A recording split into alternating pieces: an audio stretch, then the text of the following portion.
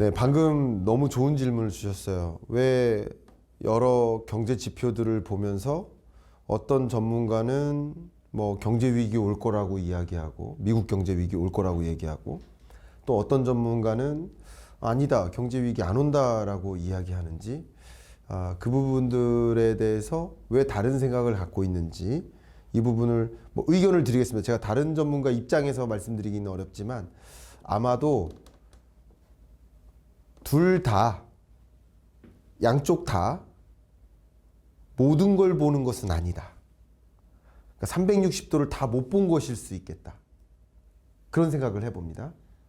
그러니까 어떤 전문가는 예를 들어서 360도 중에 330도만 보고 어떤 분은 또 310도만 볼 수도 있고 아니면 정작 봐야 될 것을 미처 못 봤을 수도 있고요. 그리고 그런 것들을 예를 들면 거시경제 전문가가 보통 기술경제적인 흐름을 팔로우하지 않아요. 그러니까 전문 분야가 달라요. 전공 분야가. 그래서 매크로 이코노믹스 하는 분들은 소위 이제 거시경제 변수 간의 조합을 중심으로 보시고 이렇게 거시경제 전문가들은 주로 그런 거시경제 지표들에 입각해서 물가와 고용과 혹은 뭐 경기 지표들과 환율과 이런 조합을 통해서 미국 경제를 좀 진단하는 경향도 있고요. 또 마이크로 이코노믹스, 미시경제 하는 분들은 산업적인 특성을 좀 보면서 금융산업을 보니까 지금 불안해. 부동산 중에 산업용 부동산을 보면 유독 불안해. 그런 것들이 경제 위기를 가져올 것 같아.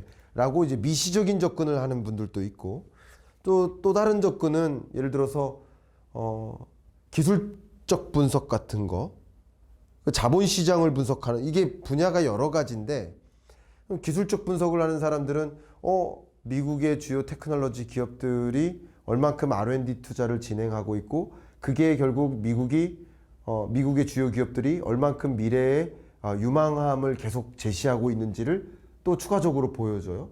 그런 것들은 미국의 자금을 더 유입시킬 수 있고 미국 경제를 더 건전하게 펀더멘털을 강하게 만들 수도 있는데 이런 부분들을 미처 못 보는 사람도 있을 것이고 그 밖에도 방금 말씀드렸던 이런 부문들이 여러 가지가 있겠다면 뭐 그 외에도 자본시장을 본다면 실물 경제만 보면 또 거시경제적으로만 보면 좀 이렇게 5.5%까지 기준금리를 인상한 이 나라는 분명 뭐 상당한 충격이 있을 거야라고 생각할 수 있겠지만 그러나 미국 경제를 보면 그 충격이 있음에도 불구하고 그것을 상쇄시킬 만큼의 재정정책의 역량 또 그걸 상쇄시킬 만큼의 자본시장에서 미국으로의 돈의 쏠림은 또 추가적으로 기업들로 하여금 자기 자본금을 탄탄하게 만들고 또 신규 투자를 단행할 수 있게 만들고 또 미래 청산진을 또 제시하게 만들고 그러면 미국으로의 돈의 유입이 더 야기될 수 있고 그게 또 미국 거시경제 건전성을 강화시킬 수 있고 이렇게 경제라는 영역에서 여러 부문들이 있죠. 근데 아마도 그런 부분들을 미처 못 봤을 수 있는 거예요. 그러니까 사실 토론이 중요한 게 아닌가. 그런 부분도 좀 먼저 강조를 하겠습니다.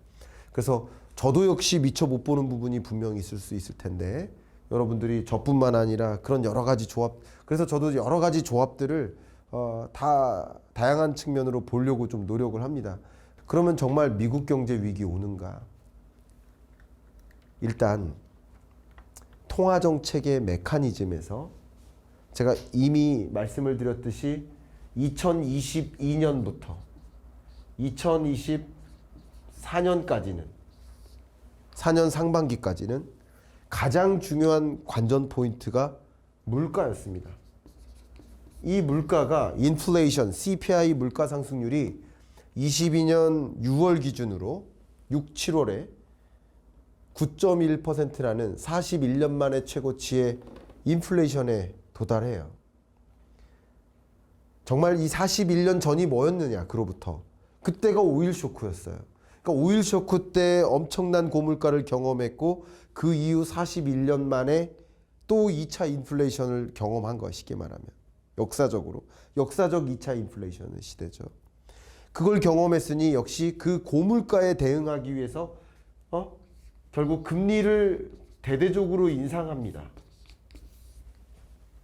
그런데 제가 오늘 칠판 강의 맨 앞에서 뭐라고 말씀드렸냐면 금리를 인하하면 그게 기업들의 투자를 진작시킬 수 있고 그게 고용을 창출할 수 있고 그게 소득을 늘리고 그게 결국 소비를 진작해서 그게 또 투자를 이끄는 선순환을 유도한다라고 말씀드렸어요. 그러면 반대로 금리를 인상한다는 얘기는 뭐예요? 금리를 인상한다는 얘기는 기업들아 좀 투자를 줄여도 돼. 줄일 것을 가정하고 금리를 인하하는 거예요. 그러면 아무래도 고용시장에 냉각이 있겠네. 고용시장에 냉각이 있으니 임금 상승률이 둔화되는 겁니다. 물가 상승률이 높아졌는데 물가 상승률이 높아진 그 배경 중에 조합을 뜯어보니 임금 상승률이 너무 높아요. 그럼 한번 생각해 보세요. 고용노동 시장에 우리 학생이 졸업하고 일자리를 갖고 싶은데 나라는 일을 구하는 사람은 우리 동료들은 10명인데 일자리는 5개밖에 없어요. 그럼 그 5개 일자리가 다 채워질 가능성이 있어요, 없어요? 있겠죠. 그러면 5개 일자리는 임금이 높은 것도 있지만 임금이 낮은 것도 있고 수요와 공급의 원리에 의해서 일자리 공급이 부족하니 굳이 고임금으로서 처우를 제공해 줄 필요가 없어요. 그리고 일자리 중에 낮은 임금의 일자리도 채워지는 거예요. 그러니까 고용시장이 냉각되면 임금 상승률이 둔화되는 겁니다.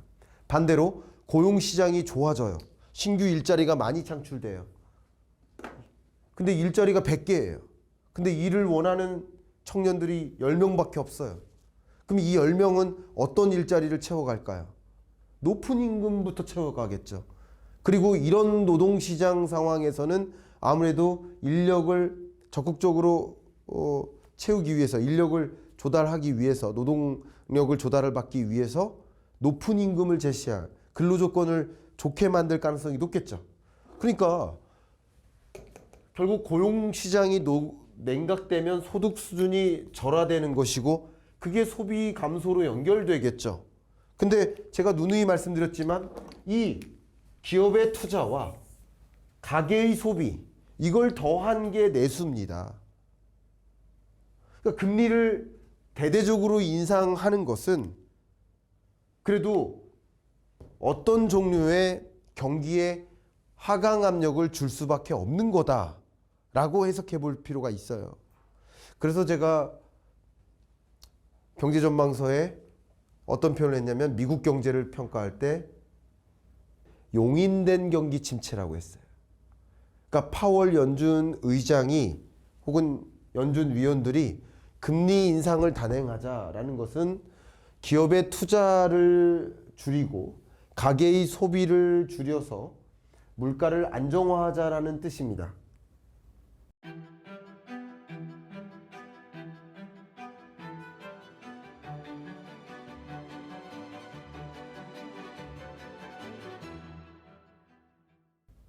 근데 22년에 나타난 이 고물가는 간혹 이게 이 인플레이션이 과연 원자재 가격이 치솟았고 그리고 그것이 반영된 물가가 41년 만에 최고치였는데 과연 수요를 둔화시킨다고 물가가 떨어집니까? 물가 떨어지죠. 그러니까 공급을 늘려도 떨어지는 거고 수요를 줄여도 떨어지는 거죠. 수요와 공급에 의해서 물건의 가격이라는 변수는 조정되는 겁니다. 어쨌든 22년부터 노력해왔던 것은 물가를 안정시키고자 하는 첫 번째 목표를 두고 그땐 다른 걸 안 봐요. 너무나 미국 경제가 견조하니까 금리를 대대적으로 인상하는 겁니다. 대대적으로 인상하는 가운데 이런 가운데 시장에 여러 가지 영향을 미치는 거죠. 자, 이렇게 정리를 해본다면 2022년부터 24년까지는 금리를 인상해서 물가를 안정화하기 위해 노력했다라고 볼 수 있고 그렇기 때문에 어쩌면 25년 경제는 용인된 경기 침체가 나타날 수밖에 없다. 다만 이 경기 침체가 앞에서 계속 강조했지만 경제 위기랑은 전혀 다른 것이다. 하강 국면은 있을 수 있다. 근데 그 하강 국면이 용인된 경기 침체라고 했으니까, 그리고 제가 골디락스라고까지 표현했으니까 그 경기 침체적인 현상은 미국 경제를 놓고 봤을 때 미국 경제 성장률이 22년, 3년, 4년 경제 위기 있고 팬데믹 경제 위기 있고 또 뚜렷하게 반등해서 이런 흐름이었습니다. 근데 25년 성장률은 이거보다는 둔화하는 흐름이에요. 이렇게. 이게 뭐예요? 하강 국면, 둔화 혹은 침체라고 부르는 거예요. 이거 경제 위기가 아니에요. 다만 이 경기가 둔화하고 하강하는 국면이 좀 빠른 속도로 급냉할 수도 있고 그냥 이렇게 점진적으로 급냉할 수도 있고 아니면 뭐 매우 완만하게 냉각될 수도 있지만 이 확장 국면이 지속될 수는 없다. 그게 용인된, 계획된, 그걸 설계한 거예요. 경기 침체 와야만 한다고 보는 거예요. 그래야 물가가 잡히니까요.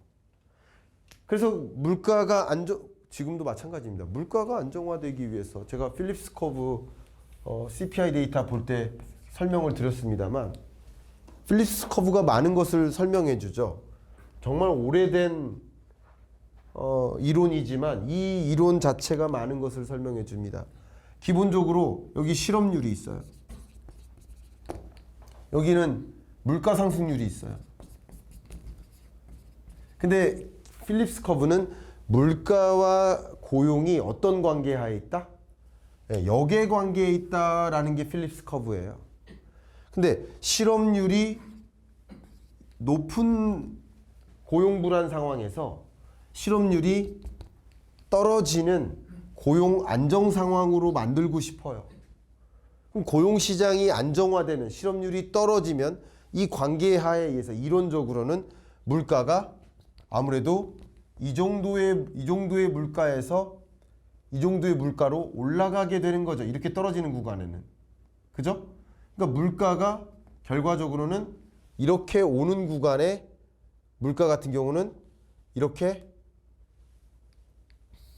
이동한다. 물가가 올라간다. 라는 관계를 규명한 거예요. 근데 이 관계를 개념화하시면 도움이 될 것 같아요. 근데 어쨌든 물가가 중요한 시대에는 물가를 안정시키기 위해서 실업률이 올라갈 것을 용인해야만 하는 거예요. 그렇게 설계한 통화정책인 거예요. 이게 통화정책의 메커니즘이다. 그러니까 전혀 아무 일도 없을 수는 없다. 일이 있긴 있어야 된다. 종전에 비하면 실업률이 어느 정도 올라가는 흐름으로 가는 거죠. 근데 이제 반대로 24년 중반 이후 25년, 6년까지는 물가 상승률이 어느 정도는 2%에 가깝게 도달했으니 이제 물가와 고용을 같이 보기 시작하는 거예요. 물론 물가와 고용을 같이 고려하다가 고용노동시장이 심각하게 냉각될 것 같아요. 그러면 물가는 고려하지도 안 해도 되죠. 왜? 그럼 자연이 잡히니까요. 그때는 고용노동시장이 너무 강하게 냉각되지 않도록 해야 되겠구나 하는 의사결정을 내릴 수 있겠죠. 그래서 실업률과 물가상승률을 고려했을 때 24년 하반기부터 25년 지금은 두 가지를 같이 고려하는 겁니다. 혹여나 이렇게 해서 금리를 운용하다가 예를 들어서 5.5까지 인상했다 4.5로 내렸죠. 그럼 4.5라는 금리를 운용하다가 이걸 같이 고려하는 의사결정인 거예요. 그러니까 조심스러운 거예요. 이것만 고려하면 과감하죠. 이것만 고려하면 또 과감하게 인하할 수 있는 거예요. 그러나 두 가지 같이 고려하니까 신중한 겁니다. 그래서 이때까지는 24년 중반부터 25년 초까지는 과감한 금리 인하를 단행하다가 25년 초중반부터는 이제 점점 신중한 의사결정을 해요. 혹여나 너무나 높은 금리를 유지해서 실업률을 더 높이면 안 돼. 혹여나 너무 낮은 금리 아닌가? 4.5%가? 그 너무 낮으면 물가가 다시 반등할 텐데 이걸 신중하게 거의 0점 조종하듯이 맞추는 과정인 거예요. 그러니까 그걸 두 가지를 다 같이 고려하는 거고, 혹여나 그러다가 금리가 너무 낮아져 버려요. 예를 들어서 금리를 너무 많이 낮췄어요. 그럼 물가가 다시 반등할 테고요. 혹여나 너무나 4.5%라는 높은 금리를 과도하게 오랫동안 유지해요. 그러면 실업률이 또 올라가겠죠? 만약에 그렇게 된다면, 그러니까 여러분이 생각하는 경제 위기라고 가정한다면, 심각한 경기 침체라고 가정한다면, 예를 들어서 이 시나리오 중에 A, B, C 중에 C와 같은 것을 가정한다면 금리를 적극적으로 인하하겠죠. 그러니까 토론하다 보면 가장 인상 깊었던 게 제가 김영익 교수님과 홍춘욱 박사님을 초대해서 24년을 전망했었던 적이 있었는데, 그때 누가 틀리고 맞는 게 아닙니다. 한 분은 여러 가지를 봤을 때 하드랜딩 올 것 같다. 이게 하드랜딩이에요. 하드랜딩 올 것 같다라는 전제에서는 조기 금리 인하와 적극적인 금리 인하가 필요하다라고 판단할 수 있겠죠. 노랜딩 올 것 같다 라고 한다면 금리 인하 필요 없어, 금리 인하 안 해 라고 볼 가능성이 있겠죠. 금리 인하 서둘러 인하할 필요 없다. 근데 소프트 랜딩 올 것 같다 라고 한다면 적정한 시점에 점진적으로 금리 인하를 하겠다, 이렇게 보는 거예요. 근데 최근에 나타난 고용 지표가, 물가 지표가 이거보다는 이것에 베팅을 하게 만들죠. 그러니까 금리도 적극적인 인하를 기대했었다가 이제는 그 기대감이 사라지는 모습인 거죠. 그렇게 보시면 됩니다. 그런데 어쨌든 이런 관점에서 통화정책을 운영하는 과정에서 이제 이 금리를 너무 오랫동안 4.5%라는 금리를 유지하다가는 대규모 실업이 발생할 것 같아 하면 적극적으로 금리를 인하하겠지만, 현재로서는 미국 경제가 너무도 탄탄하게 전개되니까 적극적인 금리 인하가 아닌 것이다. 그리고 혹여나 이게 아니라 이런 식으로 전개된다. 혹여나 이런 식으로 전개되면 또 적극적인 금리 인하를 통해서, 또 재정정책 사이드에서도 적극적인 경기 부양책을 동원해서 이런 식으로 갈 뻔한 걸 다시 이쪽으로 끌어올릴 수도 있는 거죠. 그렇기 때문에 저의 경우 심각한 경기 침체, 하드랜딩보다는 소프트랜딩으로 보는 것이고, 이 소프트랜딩은 거의 노랜딩은 아니고요. 잠재 성장률이 이렇게 있다면 잠재 성장률을 거의 상하회하는 수준의, 그런 수준의 소프트랜딩. 그러니까 23년, 4년은 잠재 성장률 2%를 웃도는 성장률이었으니까. 근데 25년은 잠재 성장률을 거의 오르락내리락 하는 수준의 흐름이니까 이것을 소프트랜딩이라고 볼 수 있고, 이 소프트랜딩을 골디락스라고도 보는 겁니다. 골디락스도 같은 개념입니다. 뭐 물가 상승을 야기하는 것도 아니고 또 경기 침체를 야기하는 것도 아니고, 적절한 수준의 물가 상승세, 적절한 수준의 경기의 순환, 그런 것들이 야기되는 국면, 그런 국면을 소프트랜딩으로 보고 있으니까 미국 경제 전망도 소프트랜딩으로 보는 거예요.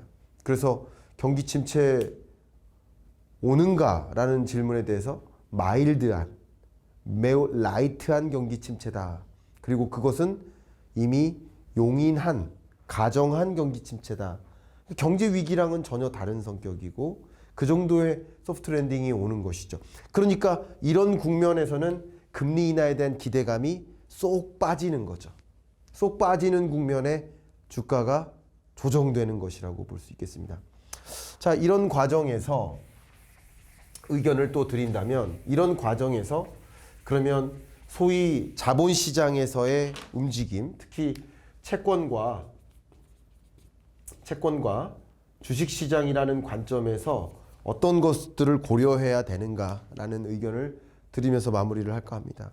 기본적으로 지금의 미국 10년물 국채금리는 금리 인하 중단하겠네 라는 시장의 기대가 반영된 금리예요. 그래서 시장에서는 지금 국채금리가 거의 22년 당시의 국채금리 수준으로 급등해 있는 상태예요. 이 국채금리가 가장 올해 들어 급등했던 시점은 1월 초에 고용지표가 발표됐을 때 시장의 기대를 깨고 고용시장이 너무 탄탄하다라는 것을 보고 금리 인하 중단하겠네라는 판단인 거예요. 근데 기조적으로 봤을 때 여러 가지 것들을 보면 고려하면 저의 의견을 드립니다. 이제부터는 드리면 미국의 실제 금리 인하는 25년 연내에 2차례 정도 인하할 것으로 보고 있습니다. 아직까지도. 그리고 많은 분들이 관세에 대한 우려를 많이 하고 있어요. 근데 이 부분은 좀 설명드리겠습니다. 이 관세가 정말 2차 인플레를 불러올까라는 이야기는 제가 구체적으로 따로 영상으로 올려드렸죠. 그 영상을 보시면 더 좋겠지만 한 가지 관세를 도입한다 하더라도 그 관세의 도입 목적은 뭐예요? 미국 경제를 위대하게 만들기 위함이에요. 그리고 트럼프는 금리 인하론자예요. 금리를 인하해서 많은 기업들이 미국으로 들어와서 설비 투자 돈 저렴하게 제로금리로 빌려줘서 설비 투자 할 수 있도록 이끌고 싶은 거예요. 근데 2차 인플레가 온다. 관세를 끌어올려서 2차 인플레가 만약에 온다. 그럼 이런 계획들이 다 무산됩니다. 그런 종류의 관세 인상은 안 할 것이다 라고 생각을 합니다. 일단 하지도 않을 것이다. 그런 인상은. 미국 경제를 위대하게 만드는 그런데 기여하는 관세는 도입하겠지만 그러니까 무작정 미국 물가를 자극하고 금리 인하를 멈추게 만드는 그런 관세 인상은 안 할 것이다 라고 첫 번째 생각하고요. 두 번째, 과거 관세 인상 기간에도 보면 미국의 수입업체들이 이렇게 관세 올리면 우리 다 죽습니다 라고 이렇게 호소하는 그런 기업들이 있으면 다 관세 예외 대상으로 적용해 줍니다. 테크니컬하게도 관세를 도입했을 때 관세를 도입함에 따라 수입 물가 부담으로 야기되는 그런 경로는 또 경로를 차단합니다. 그리고 이미 보셨지만 제가 누차 설명드렸지만 이렇게 관세를 끌어올리는 이유는 압박용이에요. 협상용이라고요.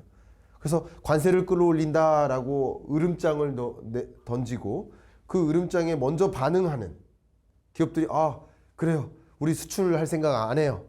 미국에 공장 짓게요.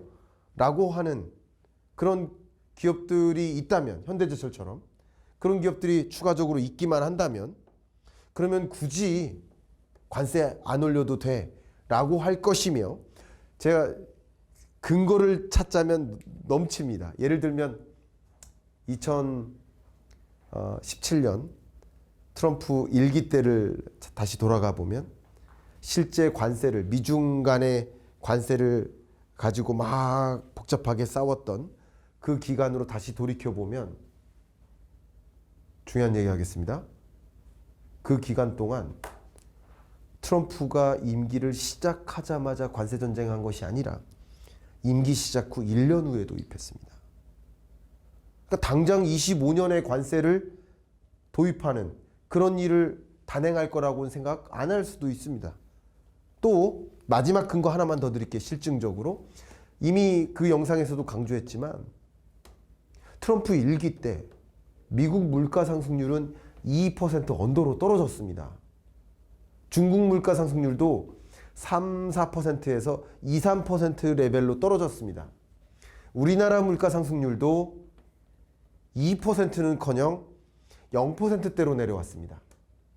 그때 17, 18, 19년 그 한 3년 동안에는 관세 전쟁할 때 저도 어떤 TV 100분 토론 같은데 연락이 오면 그 논의할 주제가 뭔가요? 물어보면 한국 디플레이션 오는가? 이거였습니다.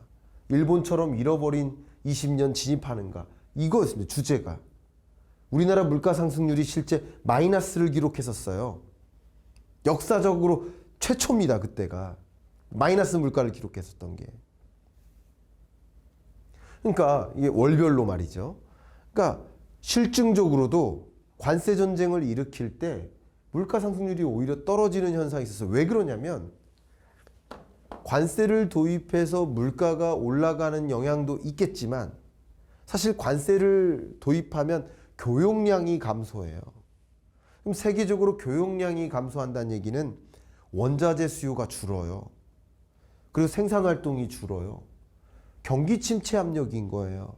글로벌리는 경기 침체 압력이 있기 때문에 관세를 도입해서 일부 품목이 가격이 올라갈지라도 글로벌리 물가 하방 압력이 또 같이 존재합니다. 그렇기 때문에 실제 트럼프가 관세를 당장 단행할 것도 아닐 수도 있고 단행한다 하더라도 예외 조치를 많이 단행할 수도 있고 실제 관세를 올렸을 때마다 물가 하방 압력이 더 많이 존재했을 수도 있기 때문에 그럼 이런 것들을 조합해 보면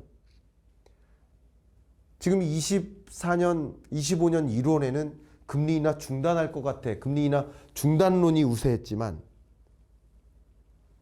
1월 끝자락, 2월, 3월로 갈수록 금리 인하 추가적으로 중단이 아니라 한 차례 할 것 같아.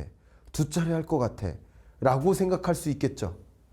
그러니까 금리를 인하하냐 마냐가 중요한 게 아니라 시장에서 판단하기를 금리 인하에 대한 기대가 아예 사라졌다가 금리 인하 기대감이 다시 살아날 수 있겠죠. 그런 것들은 또 추가적으로 자본시장을 움직이겠죠. 결국 이 주식시장의 향방은 오히려 25년 1월에 시중금리가 정점을 찍은 것이다라고 판단할 수 있어요. 10년물 국채금리 기준으로. 그리고 이후에는 생각보다 미국 경제 펀더멘털이 강하지 않아. 트럼프가 아무리 정책을 단행해도 미국 경제만 강하게 만들긴 또 어려울 것 같아. 미국 경제도 부메랑을 받을 것 같아. 그리고 실제 트럼프가 약속했던 대로 정책을 다 단행할 수도 없어. 실질적으로 한계상. 그리고 금리 인하는 어느 정도 또 할 것 같아. 이런 것들이 반영되는 과정에서는 국채금리가 이미 정점을 찍고 떨어질 가능성이 있겠죠. 그리고 그러면 주식시장에서는 어느 정도 향방을 가늠하실 수 있겠고 마지막으로 이제 채권시장인데요. 많은 분들이 이제 궁금해하시는 게 뭐 당연히 지금은 기초니까 채권금리가 예를 들어서 2025년 1월에 채권금리가 10년물 국채금리가 이렇게 치솟았단 말이에요. 근데 저의 기본적인 전제는 10년물 국채금리가 하향 안정화 될 것이다라고 보고 있는 거예요. 그러니까 낮은 금리까지 오지는 않겠지만 이 정점을 갱신해서 올라가긴 어렵겠다라고 보는 거예요. 그리고 금리 인하에 대한 중단설이 있다 하더라도 4.5%의 기준금리는 여전히 너무 높습니다. 미국이 생각하고 있는 지금의 중립금리가 5.5에서 인하해서 4.5%까지 내려왔어요. 기준금리가. 그죠? 그러나 미국이 생각하는 이 중립금리가 지금 약 3% 수준에 있습니다. 물론 기존의 중립금리는 2.5%가 적당해. 2.5%의 금리가 우리 미국이라는 나라의 최적의 금리야 라고 연준 위원들은 생각했어요. 근데 최근 보니까 미국 경제가 너무 강하고 인플레이션이 쉽게 2% 언더로 떨어지기 어려울 것 같아. 그러니까 미국의 적정한 금리는 2.5가 아니라 2.75야, 뭐 2.85야, 3이야 라고 생각한 거예요. 그러니까 중립금리가 올라가는 여정에서는 이 여정에서는 4.5% 금리에서 인하할 폭이 굉장히 많았지만 지금은 이 4.5% 금리에서 인하할 폭이 얼마 안 된 거예요. 그러니까 이것도 국채금리를 자극한 겁니다. 상승 압력을 준 거예요. 그러니까 중립금리가 올라가는 여정도 국채금리를 상승 압력을 준 거고 미국이 추가적인 기준금리 인하를 안 할 것 같아 라는 시장의 생각도 국채금리를 상승 압력을 준 거예요. 그런데 실제 아까 말씀드렸던 그런 전제로 전개된다면 이 중립금리가 더 올라갈까? 올라갈 수도 있죠. 그러나 중립금리도 다시 내려갈 수도 있습니다. 그리고 미국이라는 나라를 아무리 생각했을 때 지금 미국 경제 성장률 전망치를 보면 대략 1.8에서 2.1 사이입니다. 그러면 이 금리는 높은 거예요, 낮은 거예요? 높은 금리인 거예요. 중립금리도. 제약적인 금리라고요. 그러니까 결과적으로 본다면 미국 경제가 소프트 랜딩으로 전개될 거라는 전제를 제가 갖고 있으니까 전제가 틀리면 다 틀린 거겠죠. 그러나 소프트 랜딩, 소위 2% 잠재 성장률에 가까운 흐름으로 미국 경제도 다가간다라고 전망을 하고 있단 말이에요. 그런 전망 하에서는 중립금리도 오히려 3%를 유지하거나 내려갈 소지도 있어요. 그러면 금리 인하 폭의 여지가 많아지죠. 그러니까 이런 국면에서 미국 경제가 생각보다 견조하지 못한 흐름이 다소 있겠네. 그게 골디락스거든요. 그게 라이트한, 마일드한 경기 침체고요. 그런 흐름으로 전개될 때는 추가적인 금리 인하가 있을 수도 있겠네. 또 중립금리도 더 내려갈 수도 있겠네. 그러니까 이런 두 가지 관점, 추가 금리 인하, 중단이 아니라 한두 차례 금리 인하, 그리고 중립금리를 상승시켰다면 이제 다시 하락시키는 여정, 이런 것들이 같이 맞물린다면 아까 말씀드렸던 미국 10년물 국채금리는 이미 25년 1월이 정점이었었던 것이고 그 이후에는 하향 안정화될 여지가 있겠구나. 그러니까 그리고 그것이 맨 앞에 말씀드렸던 우리 약 1시간 반 동안의 강의 중에 맨 앞에 있었던 강달러의 다소 약세화를 또 지지해 주고요. 그렇기 때문에 점진적인 주식시장의 자금의 유입이 또 추가적으로 있을 수 있고요. 그리고 마지막으로 지금 말씀드리고 있는 이 시중금리라는 관점에서 10년물 국채 금리가 25년 1월에 나름 정점을 찍고 5%까지는 안 갔죠. 5%를 살짝 밑도는 수준으로까지 올랐다가 향후 이 시중금리에 대한 스탠스를 이런 식으로 본다면 그러면 금리와 국채 가격은 항상 뭐 한다? 반비례한다. 왜 그런지를 설명드리려면 또 시간이 걸리니까 왜 그런지는 또 추후에 설명드리고 어쨌든 국채 금리가 높다는 얘기는 가격은 낮다는 얘기예요. 그냥 데칼코마니라고 생각하시면 좋아요. 국채 가격이 낮은 거예요. 그리고 국채 금리가 떨어진다는 얘기는 국채 가격이 올라간다는 거예요. 자, 그러면 채권에 투자한다는 얘기는 두 가지죠. 확정이자를 받는다. 그죠? 확정이자를 받는다. 그러면 그 채권을 만기까지 보유하면 채권 이자라는 수익을 얻는다. 그거죠. 근데 이 채권 여러분 한번 생각해 보세요. 세계 주식시장과 채권시장 이걸 더한 게 증권시장이에요. 이 증권시장에서 주식시장이 커요? 채권시장이 커요? 채권시장이 훨씬 큽니다. 근데 그 채권시장에서 미국이 아니면 어느 채권에 투자할 거예요? 중국이요? 유럽이요? 유럽은 서둘러 금리 인하 했는데요. 그러니까 이렇게 보면 채권 투자라고 생각을 해 봤을 때 미국이 점진적으로 금리를 시중금리가 떨어질 거라고 가정한다면 채권 가격이 올라갈 거라고 보면 확정이자는 이 기간 동안 보유할 경우 그거는 갖게 되는 것일 거고요. 그렇죠? 주식으로 치면 약간 배당소득처럼. 그리고 가격 자체가 올라갈 것이라고 가정한다면 그러니까 25년, 26년까지 점진적으로 금리를 인하하는 시대고 관세 가지고 자꾸 금리 인하 못하겠다 이렇게 하시지만 그러면 트럼프라는 인물은 금리 인하론자인데요. 그럼 그거부터가 상충되잖아요. 그러니까 트럼프라는 인물은 제로 금리를 만들 수 있는 환경을 야기하겠다. 그러니까 파월이 금리를 결정하겠지만 쉽게 말하면 트럼프가 물가를 결정하는 거예요.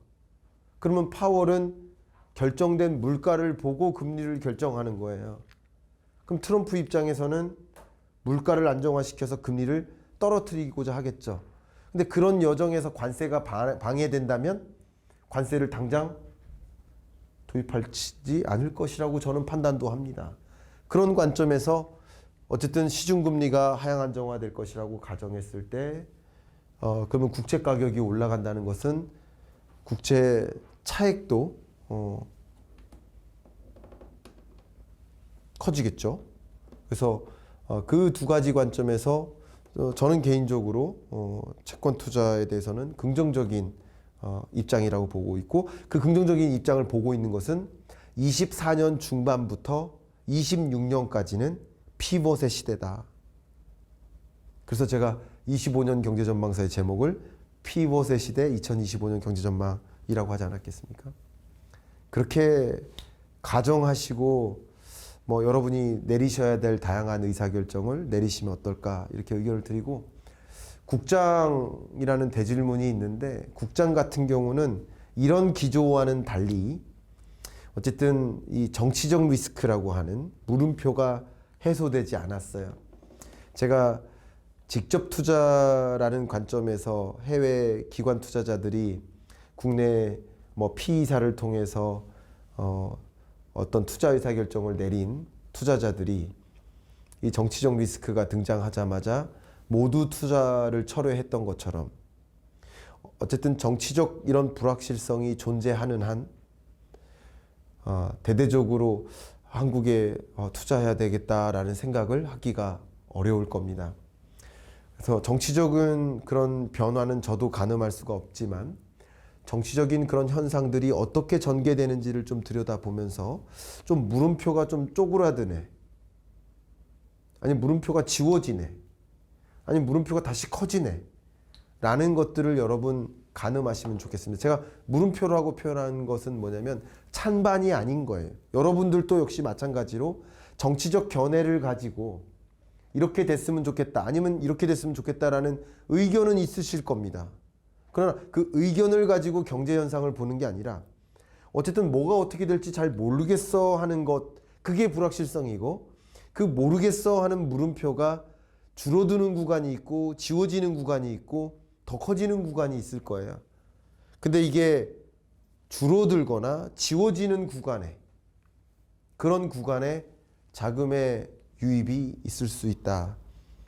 그래서 역시 경기가 자본시장을 움직이는 게 아니라 돈의 이동이 자본시장을 움직인다라고 여러분 생각해 보신다면, 언제쯤 조금 더 적극적인 외국인 투자자들의 돈의 유입이 있을까라고 생각해 본다면, 역시 정치적 리스크, 그 물음표를 기준으로 해서 그 시점을 여러분들도 스스로 가늠하실 수 있지 않을까, 이렇게 생각을 합니다. 제가 이미 오피셜 클럽을 마련했고, 오피셜 클럽을 통해서 제가 정말 매일 소통하고, 매주 또 중강연으로 찾아뵙고, 또 한 달에 한 번 여러분들과 특강을 통해서 한 달 경제를 좀 정리하고 그 다음 한 달을 좀 들여다보는 그런 온오프 병행 특강을 진행하려 계획을 한 겁니다. 그래서 이 오피셜 클럽을 통해서 조금 더 경제 지표들을 생활화하고 그것을 이제 즐기는 시간을 좀 갖도록 하시면 어떨까. 그리고 오늘 이 칠판 강의 내용이 그런 것을 좀 즐기시는데 충분히 기반되는 어떤 지식이 되면 좋겠다 하는 의견을 좀 드리면서 오늘 칠판 강의 생기초, 경제 생기초 강의 마무리할 수 있도록 하겠습니다. 감사합니다. 여러분 안녕하세요. 정말 경제가 너무 요동치고 흔들리고, 그죠? 하루에도 수십여, 수백여 개 뉴스들이 들려옵니다. 그 수많은 뉴스, 정보의 홍보 속에서 내가 어떤 것에 좀 주목을 하고, 그리고 그 수많은 뉴스들의 조합으로부터 어떻게 인사이트를 끌어낼지, 그 인사이트를 끌어내는 전쟁의 시대 아닌가, 이런 생각을 해봅니다. 제가 김광석의 오피셜 클럽을 열어서 여러분들과 함께 그 인사이트를 공유하고 매일, 그죠? 그리고 매주 또 매월 함께하면서 여러분들과 동행해 보고자 합니다. 여러분이 궁금해하시는 그 경제 뉴스나 정보에 근저에 깔려 있는 인사이트를 함께 찾아나가는 그런 시간이 되었으면 좋겠습니다.